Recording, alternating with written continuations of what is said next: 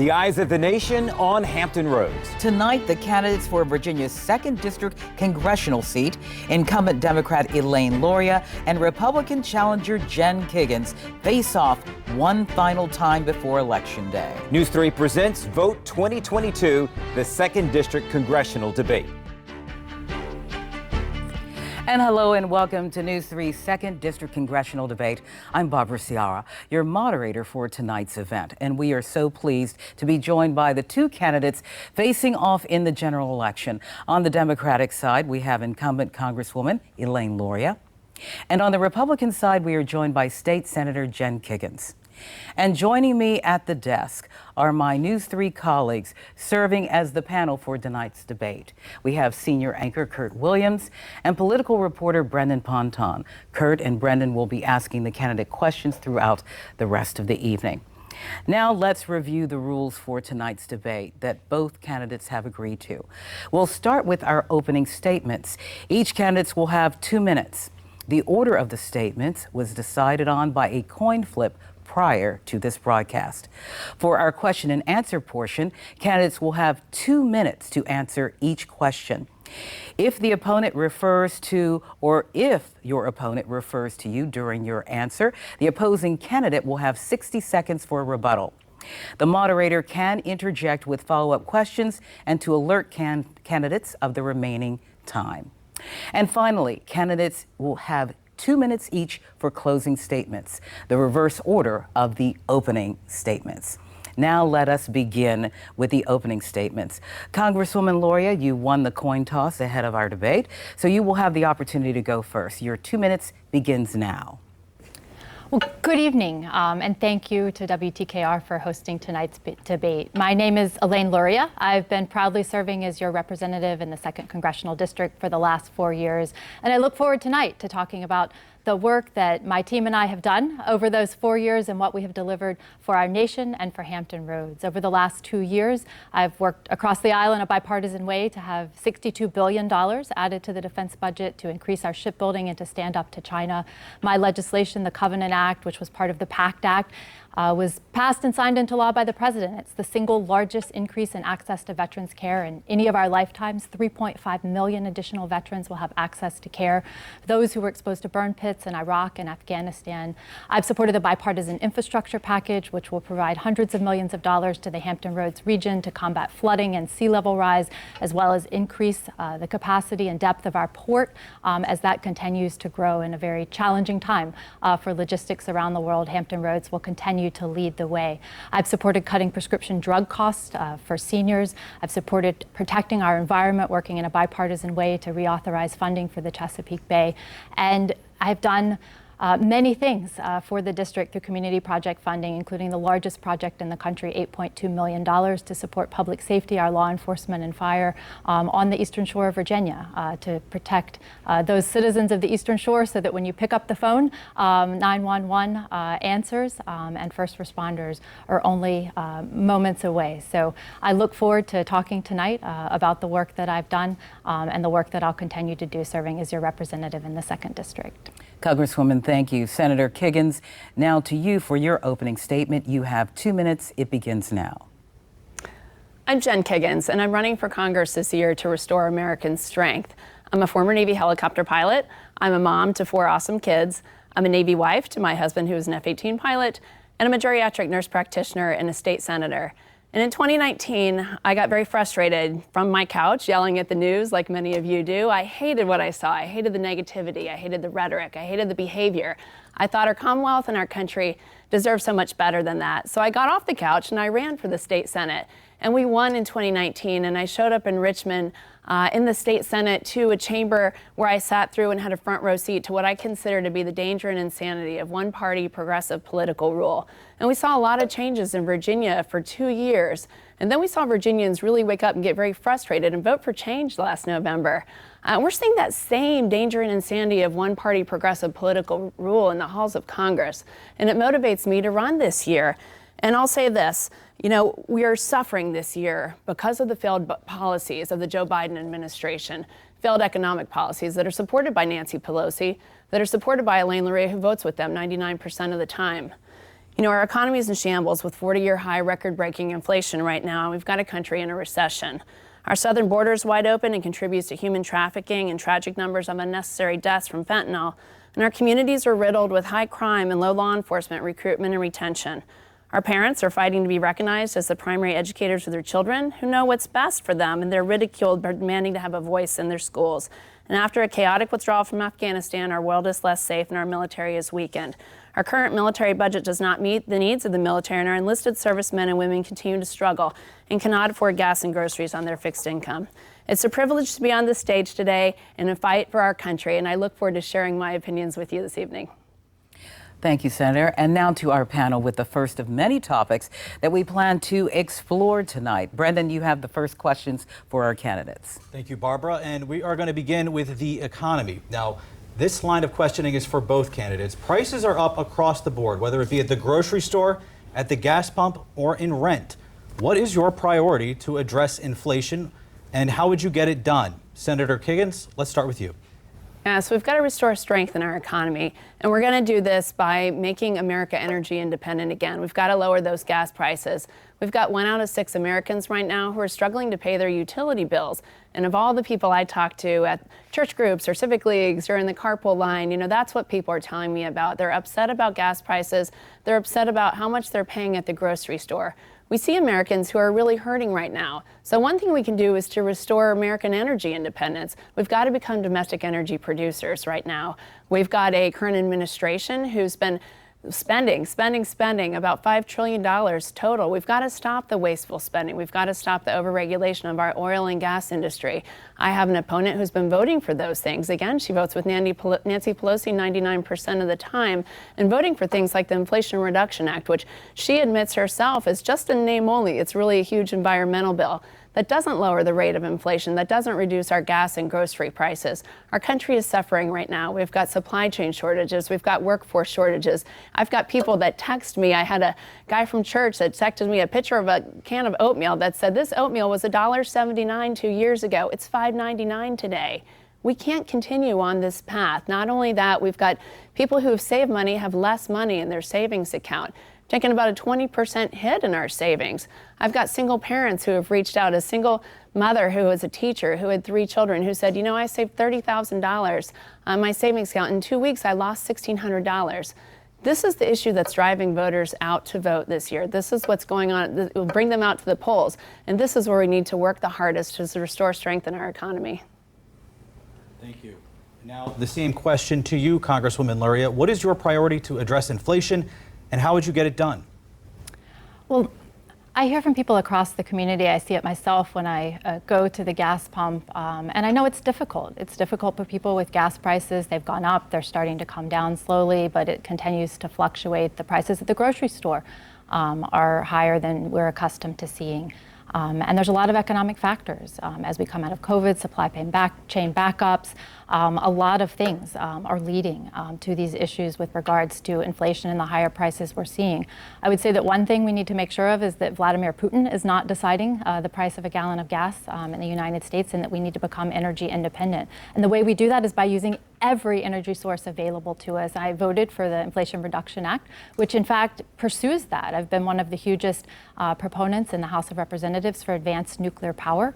I've worked over the last 2 Congresses, last Congress in a bipartisan, bicameral way with Senator Murkowski to pass the Nuclear Energy Leadership Act, which funded demonstration test reactors to advance that type of technology. I've also worked this Congress on securing the supply chain for nuclear fuel. I've started an offshore wind caucus. It's both coasts in the Gulf of Mexico. It's bipartisan, and it seeks to reach the goal of 30 gigawatts by 2030. And Virginia will lead the way in that with the first project in federal waters, the largest project. And we need to look at the ways that we can increase the types of energy that we have to get those costs down. And I have in fact been working on those issues over the last 4 years, and will continue that work when I go back to Congress. All right, so you both mentioned gas prices. So Congresswoman Luria, let me stay with you. I mean specifically, yes, we know that the war with Ukraine and Russia has impacted our gas prices, but specifically, what would you do to help lower gas prices? So Congresswoman Luria, we start with you. Well, over the course of the summer, taken about the ethanol content in fuel, and that did, for a time, by cutting that restriction in the summer, lower the gas prices slightly. We've seen some releases from the strategic fuel reserves. And we need to look at energy independence in a way that we don't depend on other countries to set those prices, specifically the crisis we've seen in Ukraine. And we need to make sure that we take advantage of every energy source that this country has. I believe in an all of the above energy policy that includes nuclear, wind, solar, natural gas, and getting gas prices down at the pump. So I think that we have ways to go before we recover from the impact of the crisis that we see in Ukraine. But another thing that I've done has been very supportive of that continued aid to Ukraine so that they can basically kick out every last Russian invader there, and that we can restore back to normalcy in the supply chain for energy and fuel. Senator Kiggans, now to you the same question. Specifically, what would you do to lower gas prices? Yeah, we've got to restore strength in our economy by lowering those gas prices, because we know that the price of gas affects really the price of everything, from grocery to school supplies to new shoes. But approving federal leases so that we can become energy independent domestically. I'd like to see us become energy exporters again. Simple things like reopening the Keystone Pipeline. I know my opponent talks about an all of the above approach, but I think she believes all of the above except for maybe the oil and gas industry, which we've seen be overregulated and overtaxed. And I think nuclear energy is a great new form of clean energy. I know that Governor Youngkin has proposed that in his recent energy plan, and that's something I'm supportive of. We've seen it. We use it in the Navy. But I know that my minivan doesn't run off nuclear energy, right? It doesn't run off wind power. It doesn't run off solar power. So we've got to get those gas prices down first and foremost. And relying on things like the Strategic Petroleum Reserve when we're doing that, 3 months before a midterm election in order to lower gas prices, that's not the right answer. And going to some of our enemies that we're doing when we've sent our president, over to Saudi Arabia, and we sent him to Venezuela, and we are begging them for oil. That's not the right path either. We can be energy independent again. We can reopen the Keystone Pipeline. We can be energy exporters, and that's going to be a priority of mine moving forward. Thank you, Senator. The rules of the debate, if you mention your opponent, you have an opportunity for rebuttal. Congresswoman, do you care to rebut? I do. I think there is a clearly on display here. My opponent does not understand how oil prices are essentially controlled globally. And the fact that the United States produces a huge amount of natural gas, and actually, if we had the ability to have export LNG terminals, we could export natural gas.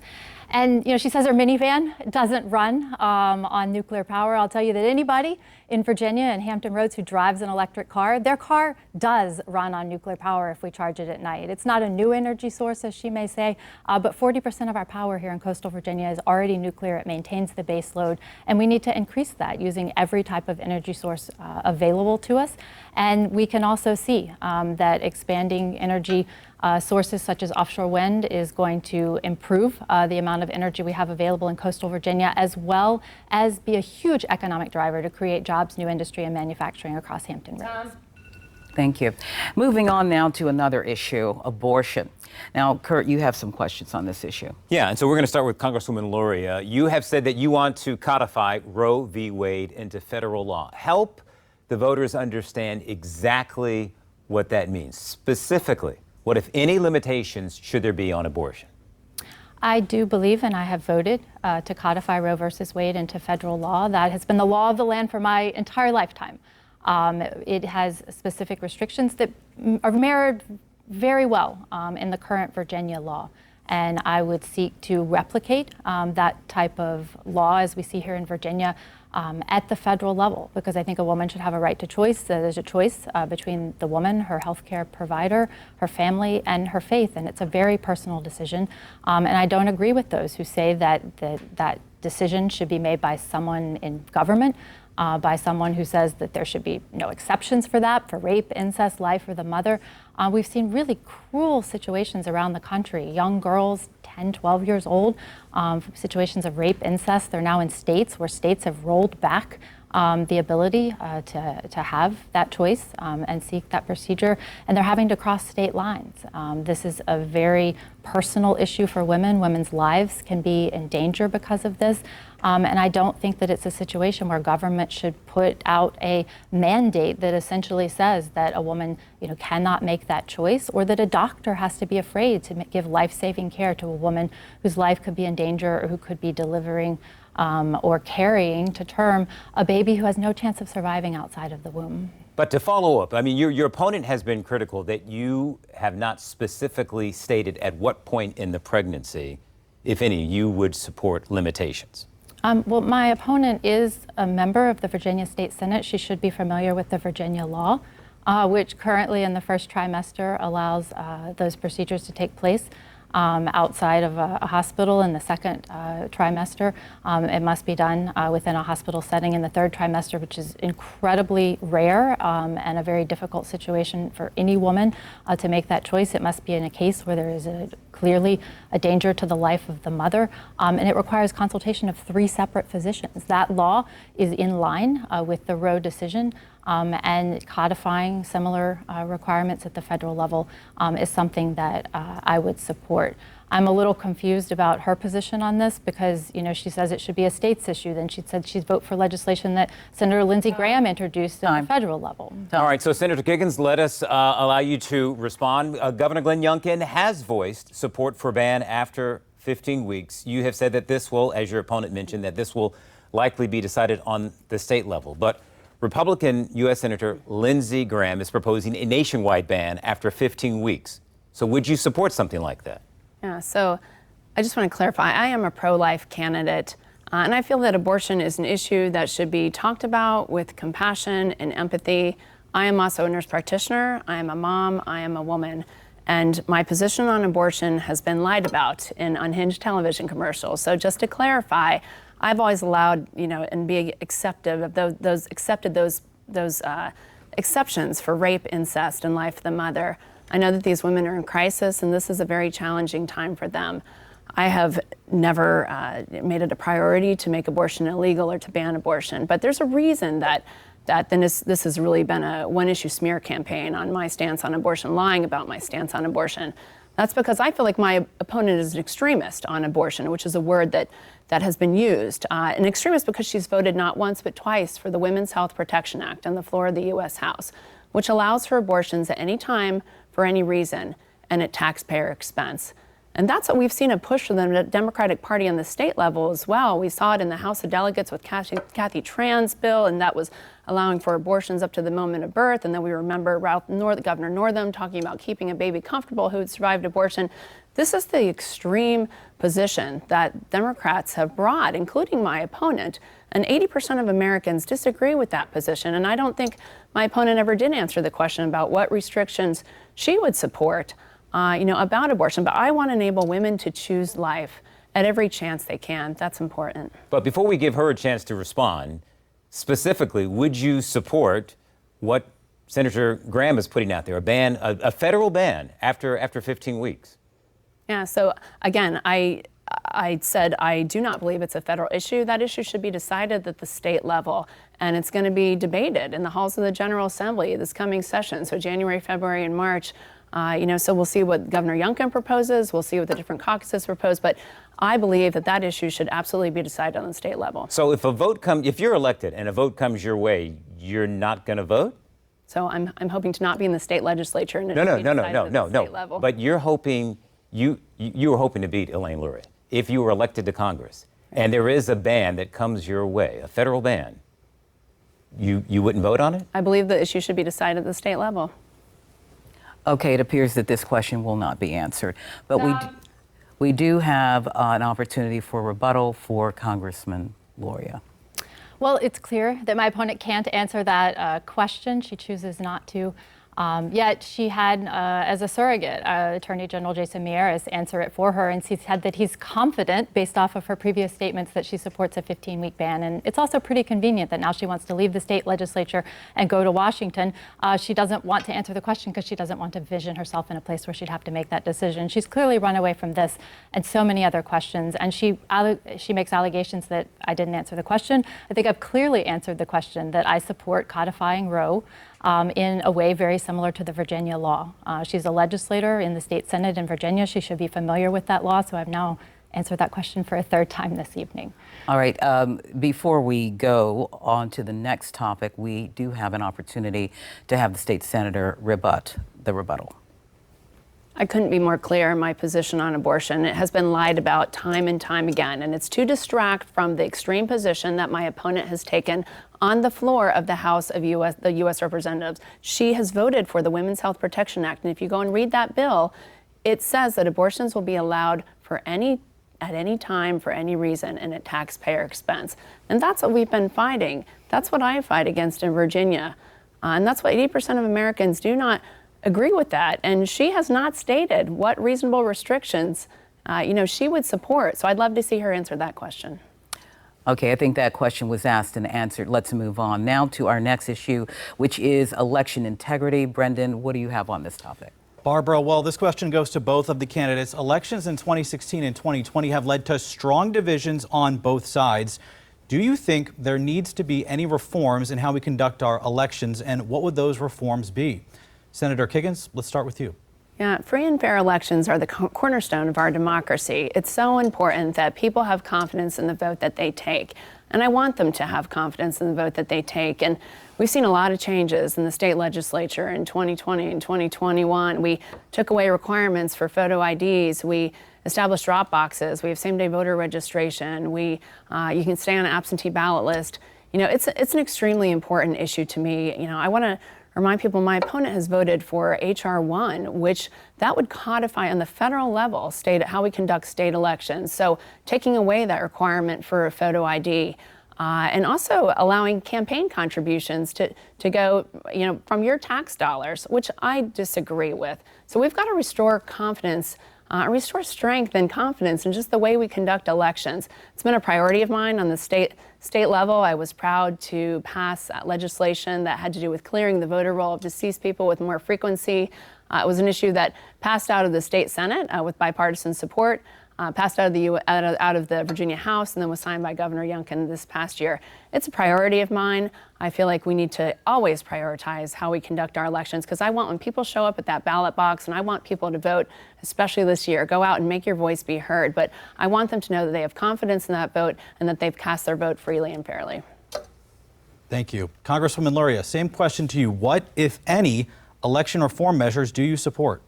Well, I will start out by saying that, my opponent refuses to answer the question whether Joe Biden was legitimately elected in the 2020 election. So since she will be given the opportunity to rebut me, I assume that she'll answer that question this evening. President Trump's own director of CISA, Chris Krebs, that's the cybersecurity agency responsible for monitoring the safety of our elections, said the 2020 presidential election was the most secure election that has ever happened in the United States. Yet my opponent continues to jump on board the election denier train and will not clearly state that 2020 election resulted in a free and fair election and Joe Biden is therefore the president.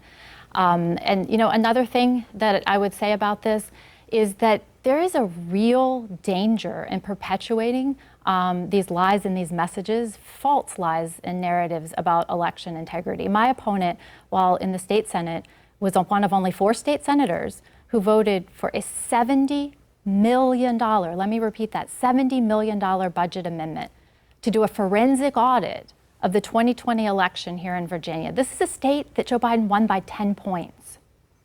Yet she believes that $70 million of your taxpayer money here in Virginia should go to auditing the 2020 election. I haven't heard her have any concerns about the 2021 election, because of course she's pleased with that outcome. But just think about what $70 million could go to fund for our police, for our fire, for our first responders, in our schools. She is clearly chosen to be an election denier and call into question what Trump's own administration said was the most secure election in our history. State Senator, you have an opportunity to rebut. I can't overstate how important election integrity, is for me. And yes, Joe Biden is the president of the United States. I've said it time and time again. I say it again tonight. It's a game the media likes to play. They like to ask me every time, I talk, is Joe Biden the president? Yes, Joe Biden's the president. He's destroying the country. He has hurt the country with his failed economic policies. My opponent likes to point out $70 million, and I find that funny because $70 billion is how much she wanted to spend on 87,000 new IRS agents that are going after low and middle income earners through the Inflation Reduction Act. So, you talk about wasteful spending and priorities of spending money, and we really need to look at, the voting record of my opponent. All right, we will pause at this point, and we will... I would like an opportunity to rebut. Okay, you have 1 minute. Thank you.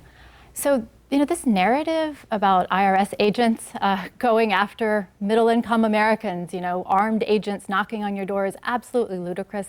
It is one of those, scare tactic things cooked up by Kevin McCarthy and Republicans running for Congress. I'll tell you, as a member of Congress for the last 4 years, we receive a lot of constituent calls into our office. The most common one that we've received since the COVID pandemic is for people who need help with their tax returns. The IRS, they have a backlog on tax returns. We answer those calls every week and we get thousands of dollars back for constituents, but they shouldn't need to call their congressman. What they did was they took this funding that the IRS needs to do its job, and they divided that by the average salary of an IRS agent and said, we're going to give these folks, we're going to arm these folks and have them come knock on your doors. And it is absolutely an absurd assertion, and there is no truth to it. All right, we're going to leave it right there. And when we return, we're looking into changes with the 2nd District map, and we're asking the candidates questions about our military. Stay with us.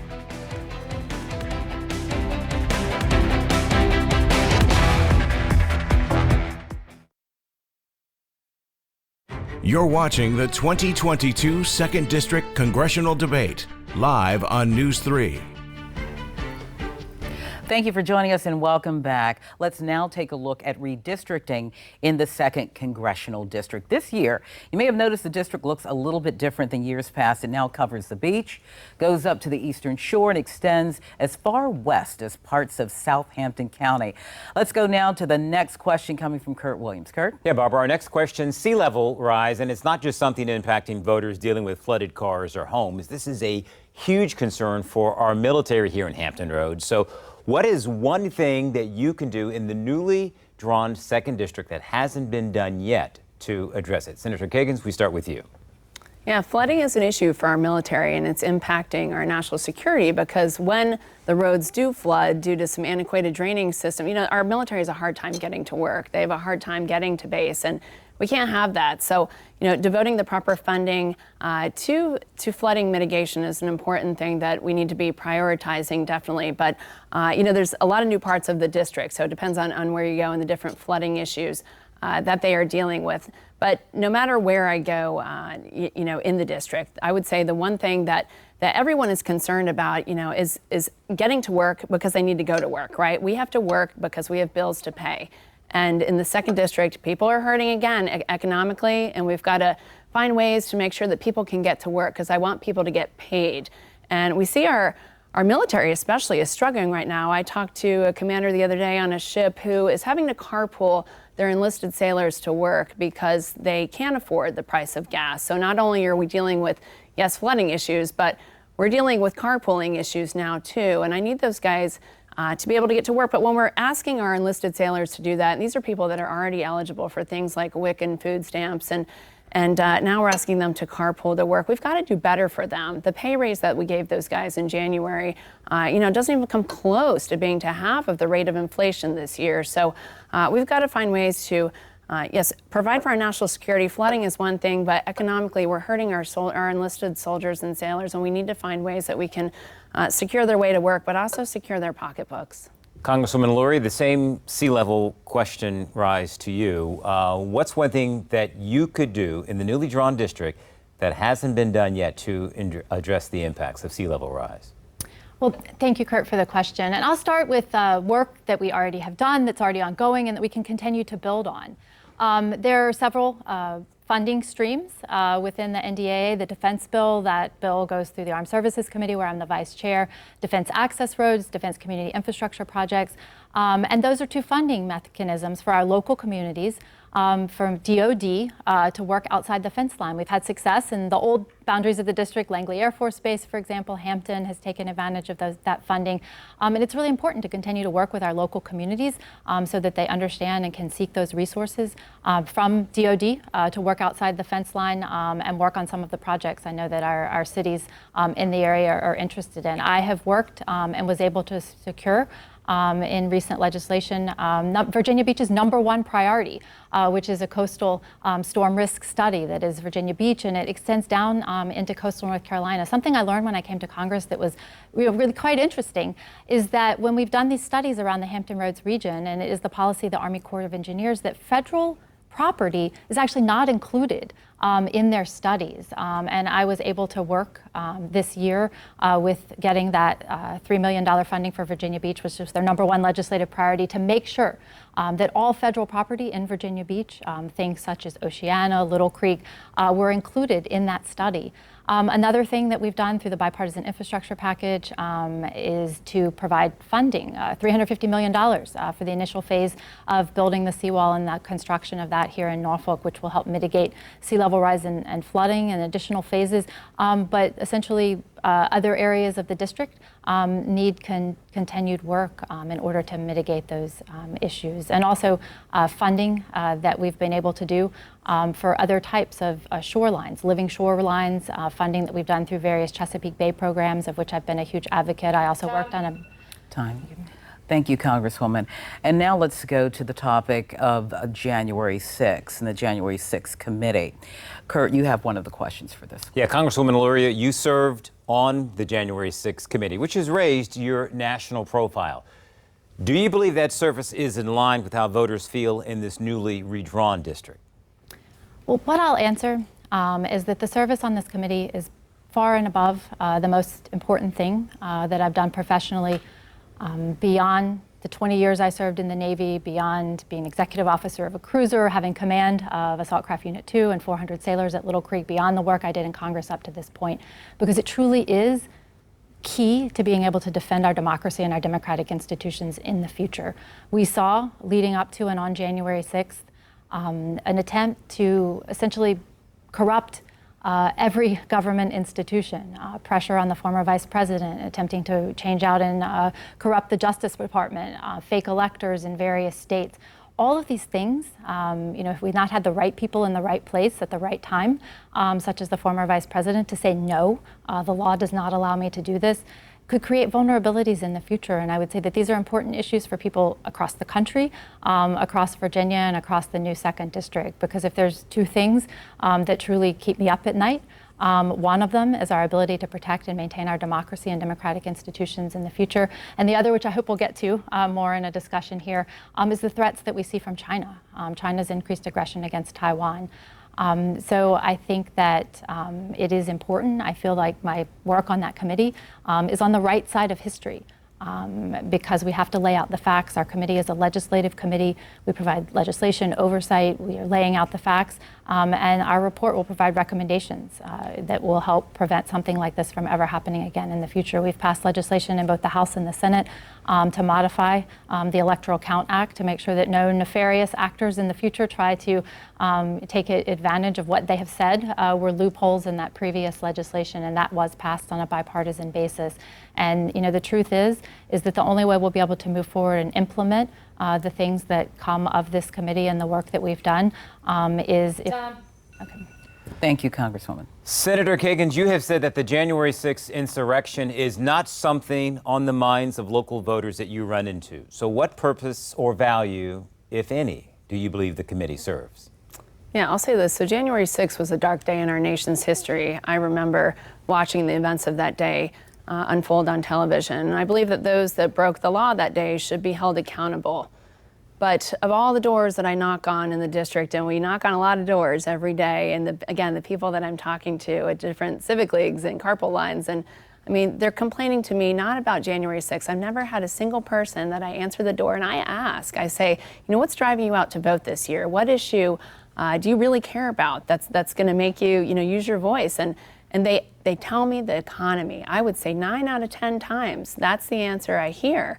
And when you push them and they say why, and they say, I used to pay $125 for my cart of groceries to feed my family for the week. Now that same cart is costing me $200.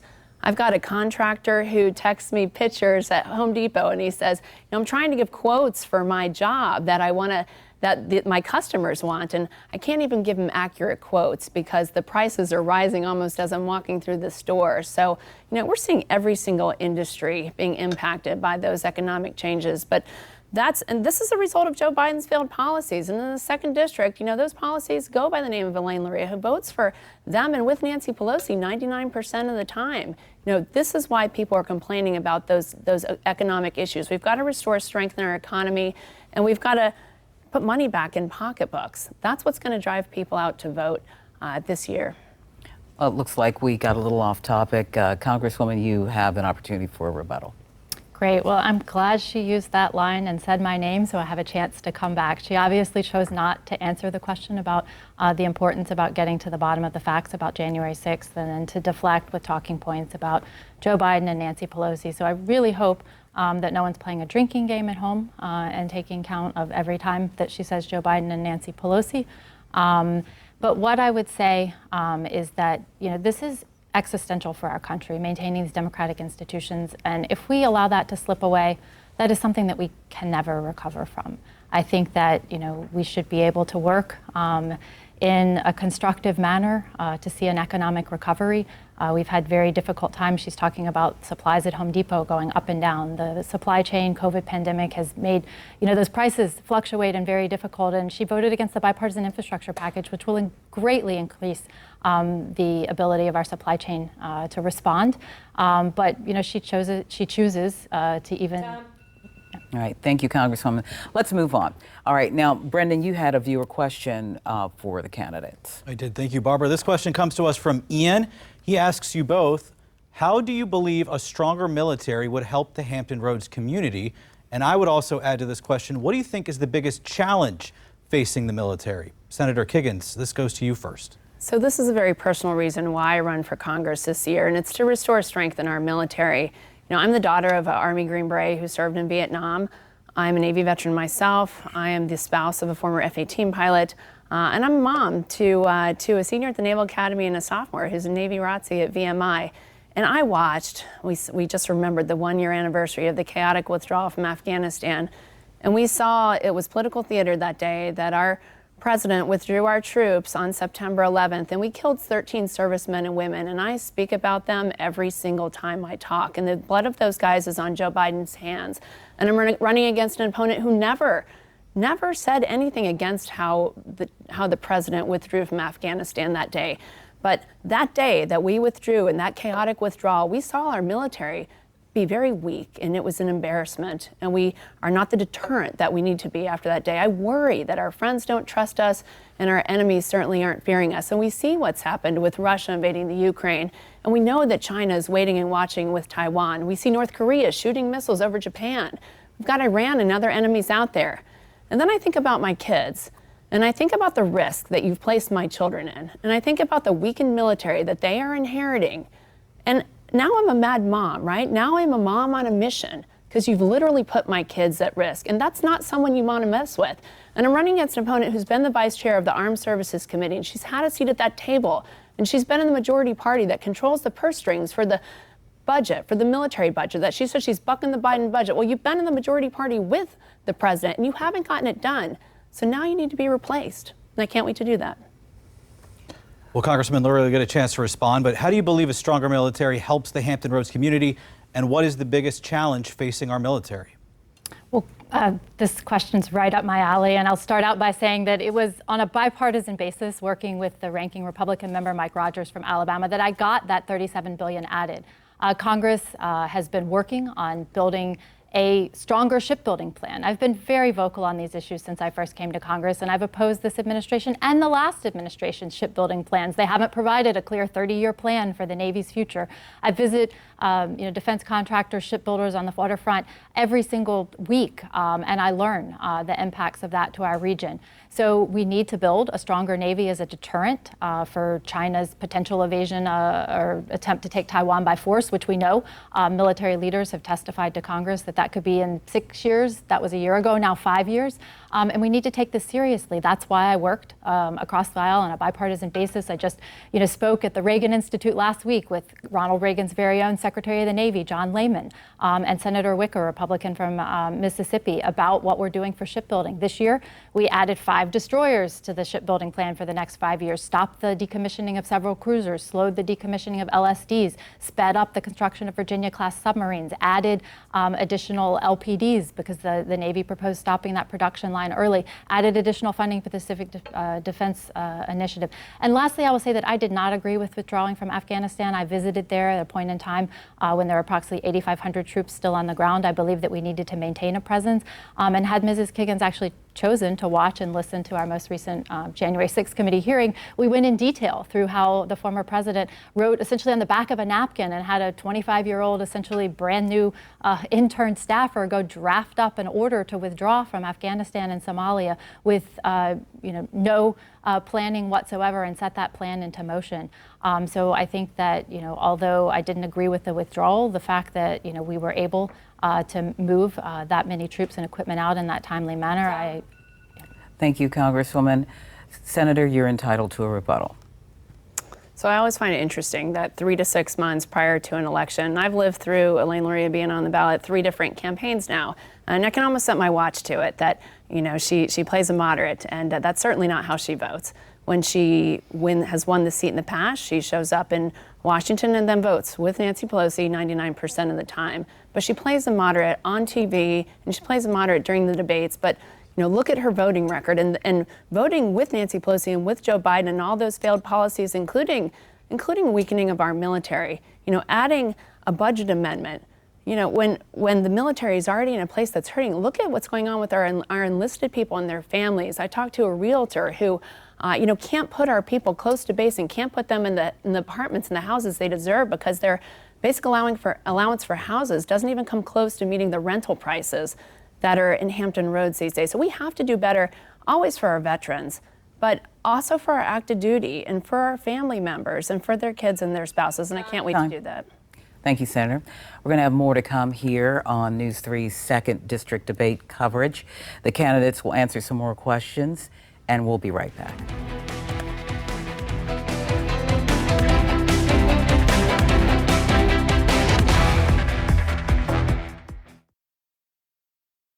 This is the 2022 2nd District Congressional Debate, live on News 3. And welcome back. We have a few more questions ahead of our closing statements. And Brendan, the next one is up to you. Gun violence continues to be a problem across Hampton Roads and across the country. Congresswoman Luria, we start with you. Do you support limitations on assault weapons? And where is the line between protecting Second Amendment rights and addressing gun violence? Well, Brendan, thank you for that question. Gun violence has been plaguing our communities. When I very first came into office, very shortly after that, we also had the mass shooting at the Municipal Center in Virginia Beach. And that is something that has tragically shaped our community, and that's a day that I think we'll remember forever in this community. And that motivated me to say that we need to do more to try to protect people in our community, not only from situations such as that tragedy, the mass shooting, but also the gun violence that we see day after day. I have voted for and supported since I've been in Congress common sense gun safety measures such as universal background checks. I think that is a measure that can help keep guns out of the hands of people who might seek to harm themselves or others. I have co-sponsored legislation for an assault weapons ban. That's something that existed in the country in the past. The proliferation of those types of weapons that can be really weapons of destruction and kill so many people so quickly. I mean, we saw situations like Uvalde, Parkland, Sandy Hook, the situation here in Virginia Beach, we really have to do more to try to get this epidemic of gun violence under control. There is good news. This year we passed, for the first time in about 3 decades, common sense gun safety legislation that was passed in the House and the Senate and signed into law. And I believe that my opponent, Ms. Kiggans, opposed that, as she's opposed every gun safety piece of legislation that has come before her while she's served in the State Senate. So this continues to be a priority of mine, because I never want to see a day like May 31st and the shooting we had in Virginia Beach again, or any of these other tragedies. And I really think that we need to do more to prevent those. Okay, thank you, Congresswoman. Now, Senator Kiggans, to you now, is there any type of gun reform you would support? So we need to get guns out of the hands of criminals who commit these crimes. We need to enforce laws that are on the books. I'm a supporter of our constitutional rights, including our Second Amendment rights. But, I have kids in school, 4 of them, and I think about when they go to school, and I worry, as every parent does, about their safety. I know on the state level, the Democrats have been staunchly opposed to having school resource officers, even in our schools. We've got to do a better job at supporting our law enforcement. I think that's really what, this community safety, we're seeing, skyrocketing rates of homicides and just violent crimes being committed. And look what we've done to our law enforcement community. We have not supported them. And we see the recruitment and retention at an all-time low. In Norfolk alone, we're almost 200 police officers short. In Virginia Beach, almost 100. That's why our communities are unsafe right now. They're not there to be the deterrent that they need to be. We had that shooting in Norfolk a couple of weeks ago, and 7 people were shot. And I remember the opening paragraph of the newspaper said law enforcement wasn't available to respond. You know why? It's because the recruitment and retention is down. Because, things like my opponent has voted for, the police reform bill, which impacts the way that these guys conduct their business, trying to end qualified immunity, which makes them liable for split-second decisions that they are forced to make. I'm sick of the Democratic agenda with defunding the police. We've got to get away from that. We have to treat our law enforcement like the heroes that they are, and criminals like criminals. We can do better by backing the blue and having their back, so that we can see increased numbers of them, so that we can provide for community safety. It's impacting every single one of our neighborhoods.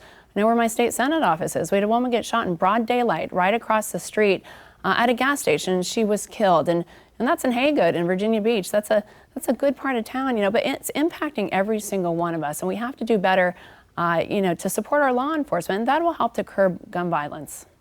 Congresswoman, you're entitled to a rebuttal. Thank you. I am an incredibly strong supporter of law enforcement. I think that our law enforcement are out there, every day and night protecting us, and they put their lives on their line to do that. As a member of Congress, I have voted repeatedly every single year to add additional funding for law enforcement training, and just recently was very proud to support legislation that helps our smaller police forces. And that would work in places like Northampton, Accomack County, Southampton County, Suffolk, other areas that are challenged for resources as smaller police forces. And I mentioned it earlier, but I'll mention it again. The largest community project funding in the country. I was able to procure that last year for the Eastern Shore of Virginia, for the Northampton and Accomack counties, $8.2 million to completely replace and upgrade and bring into the 21st century the 911 system there. And that is the lifeline to reach out to our first responders so that they can respond in the community. And I will continue to support our police and our fire and all of our public safety professionals. Congresswoman, thank you. We have now reached our closing statements, and these will now go in the reverse order of our opening. So to you, Senator Kiggans, you are up first. Your 2 minutes begins now. Thank you. Thank you so much for having us tonight. My entire life has been about service. Service to my country as a Navy pilot, service to my family as a mom and as a military spouse, and service to my community as a geriatric nurse practitioner and as a state senator.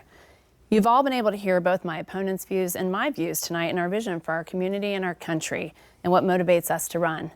Each election year, my opponent runs as a moderate, but in between those elections, she doesn't vote like a moderate. She votes like Nancy Pelosi. The first vote she takes is for Nancy Pelosi to be Speaker of the House, and then she continues to vote with her 99% of the time. If you take away nothing else from this debate, remember that statistic. When I knock on doors in my district and talk to moms in the carpool line and neighbors at Civic League meetings and ask what's driving people to vote this year, they say we're not happy with the direction of the country. And when I push them, they say they're not happy with how much they're paying to fill up their tanks, how much they're spending to fill up to buy groceries for their family, and how much they have in their savings account, how much less. You know, we must get our country, our lives, and our businesses back on the right track. And we must have a change in leadership in the halls of Congress and in the 2nd District. That starts with flipping this seat and firing Nancy Pelosi. My campaign has been focused on restoring American strength in our economy, at our border, in our communities, and on the world stage in our military, while my opponent has run a one-issue smear campaign based on lies and unhinged television commercials. Voters will remember these things at the ballot box on November 8th. Thank you for allowing me the opportunity to serve my community, my district, and my country in government. It's been the honor of a lifetime and a responsibility that I certainly do not take lightly. I ask for your vote, and I look forward to serving you as the next Congresswoman from the 2nd Congressional District. Thank you. Senator, thank you. Congresswoman Luria, now your closing arguments. Your time begins now. Well, thank you. And before I close, I'm a little confused because, you know, I think my opponent is confused whose name is on the ballot against her. I mean, if she does want to run against Nancy Pelosi, I'd suggest she moves to San Francisco so that she can do that. It has been the privilege of my lifetime to be able to serve the 2nd Congressional District and to be able to deliver results for those here in coastal Virginia. I've been able to mention many of those things tonight, but during my time in office, there have been many very distinct challenges. We've come through the COVID pandemic. I've been proud to be able to provide support and resources to our community to help people keep roofs over their heads, to get shots in arms, to get kids back in school, to keep small businesses open, and to move our community forward. I have been proud to support legislation that increases our military budget, as I said, $62 billion over the last year to plus up shipbuilding, to make ourselves stronger against that threat that we see from China, and also for legislation to bring manufacturing back to the United States, again, to stand up against China and their potential threat to Taiwan, which is the supplier of 90% of our semiconductor chips. I've been proud to vote for legislation that will support our community against sea level rise and help the environment, help grow jobs. And there is so much more work left to be done. And I really am proud that the voters of the 2nd District have placed their confidence in me and our team to serve you over the last 4 years. And I look forward to being able to continue that work and build on that work. Because I think it's very important. The leadership that we have in Washington should respect and uphold our laws. And we should seek to make our democracy stronger. And I think that I have shown through my service as a 20-year Navy veteran serving on 6 ships, deploying 6 times to the Middle East and Western Pacific, having a command of a unit here at Little Creek, and serving as your Congresswoman for the last 4 years, that I'm dedicated to serving our community and our nation. And I look forward to your vote on November 8th to continue my service. Thank you both. And that wraps up our Vote 2022 2nd District Congressional Debate. Thank you to our candidates and our panelists for joining us tonight. And don't forget to vote November 8th.